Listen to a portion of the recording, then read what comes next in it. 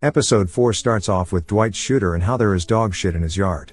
His neighbor's dog once again has done its business as his neighbor drives past and gives him a finger. He walks to his car and starts getting the shovel out. As he's looking, Dwight walks up behind him and sticks a gun to his back. He takes him inside and throws him on the ground. He clocks the gun and tells him, "Who sent you to kill me?" The man starts pleading and says his name is Armand Truizy. That he left New York because he was forced to orchestrate the stabbing and killing of Dwight in jail. Dwight gives him a big smack and says he doesn't believe that his friend Pete would set him up. Armand swears on his children's lives that Pete tried to kill Dwight and that after it failed he left New York and came to Tulsa. He says that when he saw Dwight he thought he was looking for revenge. But it turns out it was just a misunderstanding. Dwight believes him, but doesn't forgive him.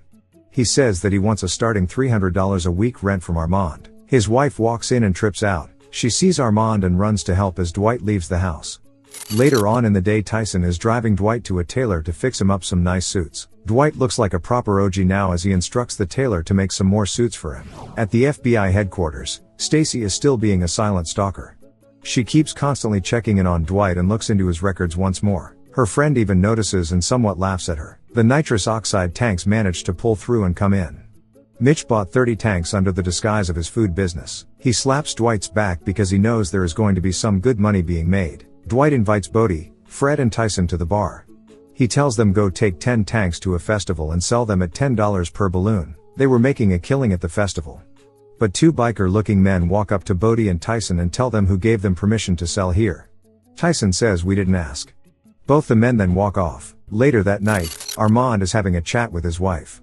He breaks the gangster code and snitches on himself and his boys. He tells her everything about his past and all the men he used to hang around. His wife looks at him in disgust and walks off. The next day Tyson picks up Dwight. They get in the car and he pulls out a paper bag to give him. Dwight looks inside and is pleased with the amount made and gives some free cash to Tyson. Tyson says he's going to buy a pinky ring, but instead Dwight takes his off and gives it to him for free. Elsewhere, the local bikers were having a meeting.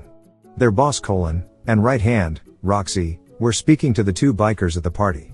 Roxy says they're weaklings for not stopping them on the spot, and so Colin gives the signal and those two bikers get beaten up. Armand is scared shitless of Dwight.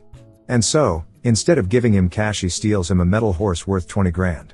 Armand says if he sells it he will get caught. Dwight looks at him and says that if he sells it they're going to think that he stole it. Dwight tells Armand to take it back. Later on, Dwight calls up his sister. She keeps putting it on him and is not that happy to hear his voice. She says that their younger brother is very sick and Dwight cannot speak to him. She sounds very bitchy and tells Dwight she'll speak to him later and ends the call. No Gangster series is complete without family problems. Tyson's dad, Mark, doesn't like that Tyson is a chauffeur. He believes that he is working for a mobster and Tyson disagrees with him and lies to his family. Later that night, Tyson and Bodie are back at the festival selling more balloons. The bikers from the previous night were spotted and immediately start smashing Tyson up.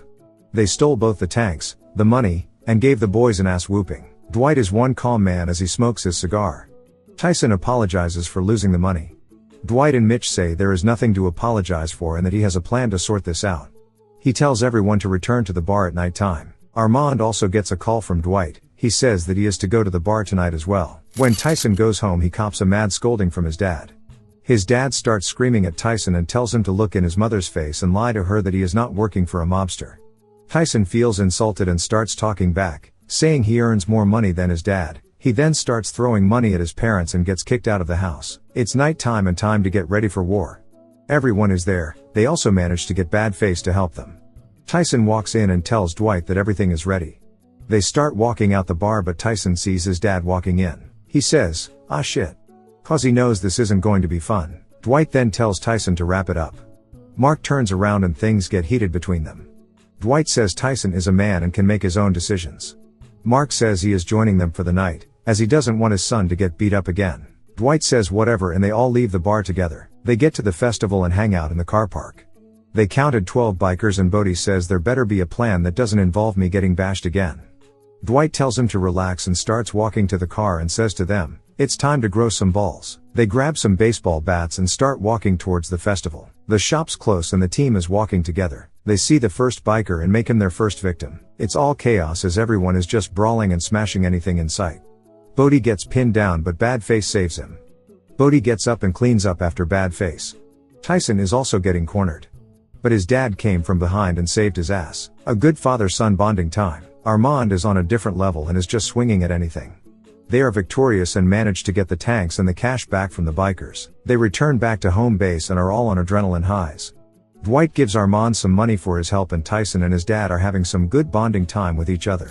Back at the hotel, Dwight is washing up and gets a call from his sister. She FaceTimes him and says she is at the hospital. She tells Dwight that their younger brother is dying and to say your last few words to him before he is gone. Dwight begins by saying sorry to his brother. Sorry that he wasn't around, sorry that he isn't feeling well, and sorry for not being an older brother.